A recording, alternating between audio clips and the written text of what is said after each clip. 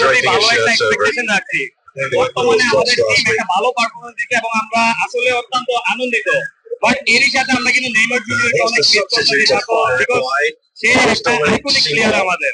তো আসলে ওভারঅল আমরা বিশ্বাস করি যে এবারে আমাদের মিশন একসাথ পূরণ হবে ইনশাআল্লাহ। ব্রাজিলের খেলা দেখে আমার ভালো লাগছে এটা আর্জেন্টিনা ফ্যান হিসেবে।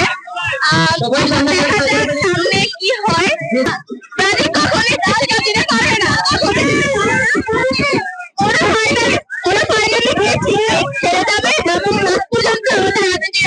আর্জেন্টিনা ফ্যান হিসেবে আমরা তো চাই তারাও ভালো করুক। এছাড়া ওরা 2002 সালের পর থেকে এখন পর্যন্ত ওয়ার্ল্ড কাপে ওইরকম ভালো পারফরমেন্স করতে পারে নাই।